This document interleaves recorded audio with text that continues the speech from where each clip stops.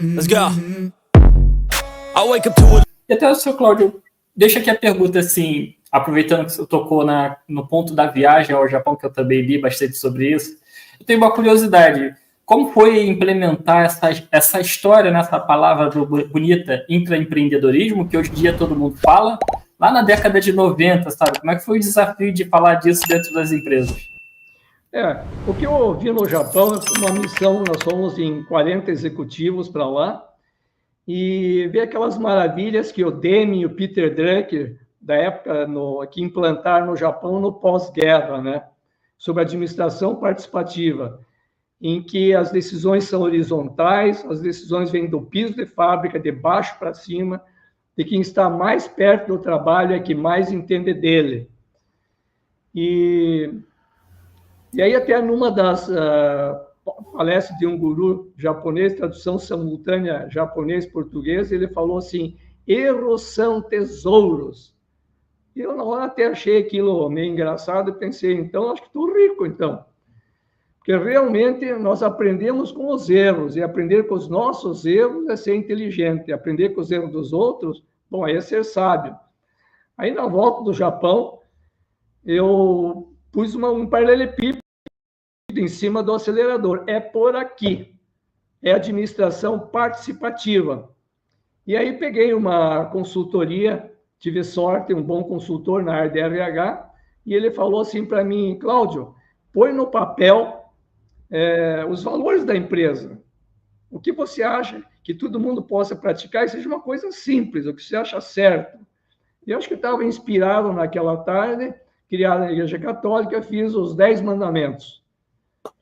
E falar sobre 3 deles, porque todos aqui, o nosso tempo, o que eu acho mais forte é o terceiro, desobedecer para fazer o melhor. Para aquela época, sabe? Não combinava com os sócios aqui também. Não é para o colaborador fazer o que a Pormade pede, é para fazer o que ele acha que deve fazer. Porque uma organização de sucesso, ela funciona como um organismo vivo, descentralizada. Eu posso dar um exemplo assim: ninguém é encarregado de uma floresta nativa, ela funciona sozinha. Nosso corpo também não espera ordens do cérebro para mandar um coagulante quando cortamos o dedo, é automático.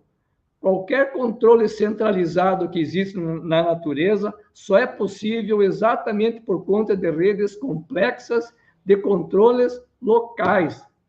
A Toyota é um exemplo da incorporação da essência dos sistemas vivos. Eu posso dizer que a Pormade também, porque todos no piso de fábrica são estrategistas, capazes de tomar decisões sem tantos memorandos ou reuniões. Uma vez, até uns 20 anos atrás, um cliente ligou para a Pormade, queria falar com o dono, e a telefonista, a Maria, na época, ela viu que o que o cliente queria, ela tinha condições de resolver. E ela falou para o cliente: o senhor está falando com a dona da Pormade, eu sou acionista aqui. E resolveu o problema, sabe? Envolver os funcionários na tomada de decisões gera um clima rico, energia, entusiasmo, e ainda inspira criatividade na busca por soluções. Sabe, Cláudio, uma curiosidade, assim, eu tenho visto por muitas empresas, infelizmente, assim, aqueles propósito, missão e valores ali grudado na parede, mas que raramente é posto em prática, sabe? No fim das contas, na ponta ali ou no dia da empresa não funciona, aí por N questões, e eu te peço alguma ajuda, assim, tanto para mim e para quem estiver acompanhando. Como pôr em prática os seus valores, sabe? As suas missões, porque para chegar ao ponto da sua telefonista ali, de ser que ter essa sensação de eu sou a dona, imagino que tenha sido um processo, né? Para que todos tenham entendido aquela missão, o seu propósito, como pôr de verdade, tirar da parede e fazer aquilo acontecer no dia a dia. É que isso é uma cultura, né? E cultura é, no mínimo, de 5 anos a 10 anos.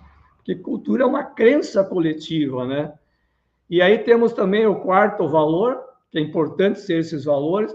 Isso aqui, o que eu estou falando aqui, cada frase, assim, tem nós fazemos banners de 2 por 1 metro, e cada frase tem uns 100 banners pelo escritório e pela fábrica, no administrativo e pela fábrica.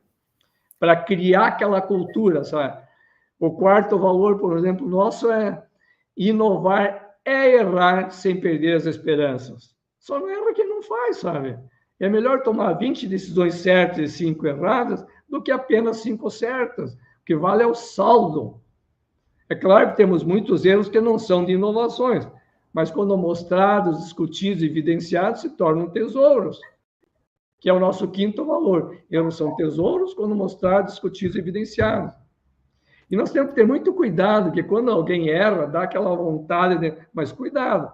Tem uma frase, por exemplo, de Peter Drucker, que ele diz assim, punir por falhas é apenas uma... você elimina a criatividade, sabe? Do Jack Welch, punir por erros é uma forma de que ninguém mais ouse. E o nosso DNA é acertar, ninguém tem prazer de errar.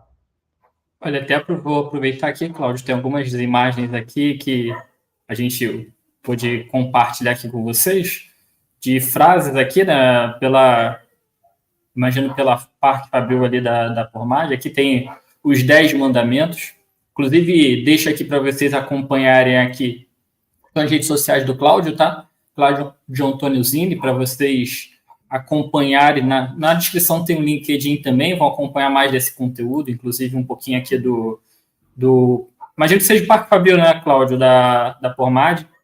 Sim. Aqui, ó, só compartilhando para vocês acompanharem. E dentro das instalações, todas essas frases lá. Uma grande dúvida que eu tenho, Cláudio, como gestor em todas as empresas que eu passei, ou todas as pessoas que eu tive a oportunidade de me gerir, infelizmente, a busca do erro parece uma coisa mais importante do que encontrar a solução, sabe? Parece até instintivo da gente querer, digamos, listar os erros, digamos... Eu concordo muito com você, parece que depois que o colaborador erra e o foco passa a ser o erro, ele acaba não, digamos, não inovando de novo, né? Ele dificilmente vai dizer que é o dono ali do emprego, da empresa. Como gerir para se controlar para que o erro não vire o foco do relacionamento ali do dia a dia, sabe, com a sua equipe? Você até gostaria que você colocasse ali a imagem do boi empurrando a carroça? Coloca você aqui. Deixa eu ver. E aqui. na outra. Do boi empurrando a carroça. Deixa eu ver.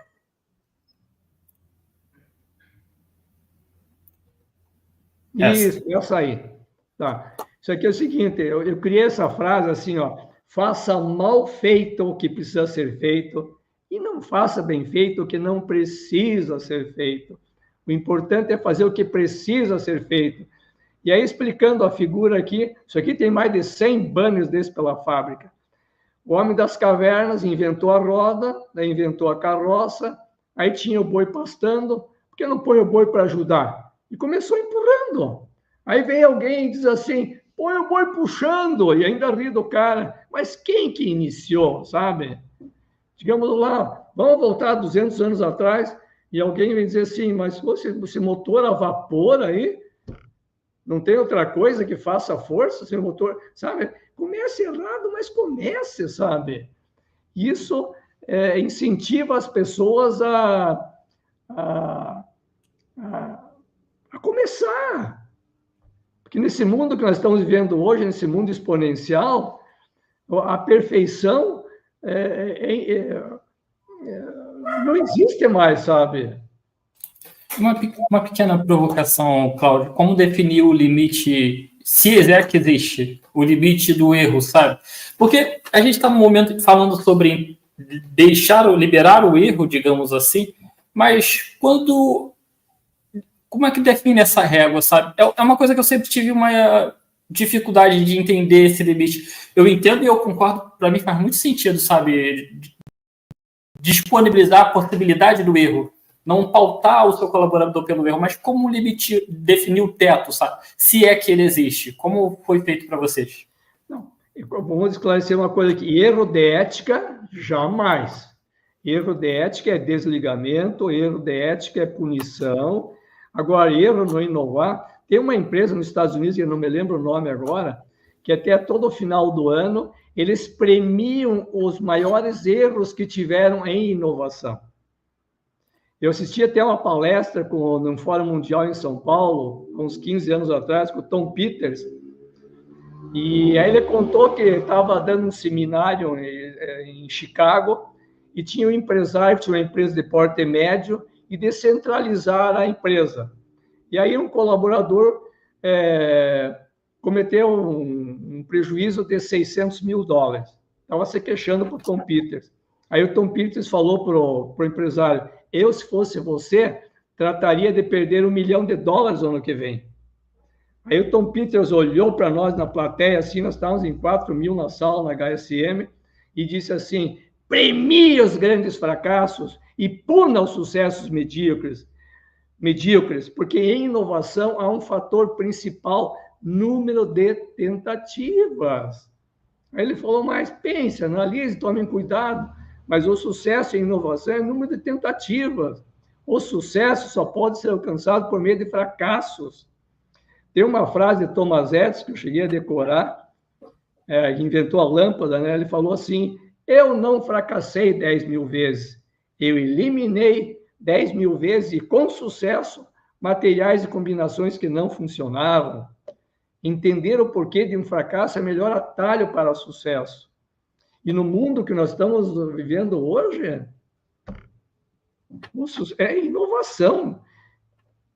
Sabe, Cláudio, eu converso com muitas pessoas aqui, né? Eu já conversei com muitos profissionais de tecnologia, de startups, e eu penso assim, é estranho que eu vou falar, mas pode ser fácil de falar sobre inovação dentro do meio de tecnologia, sabe, de startups.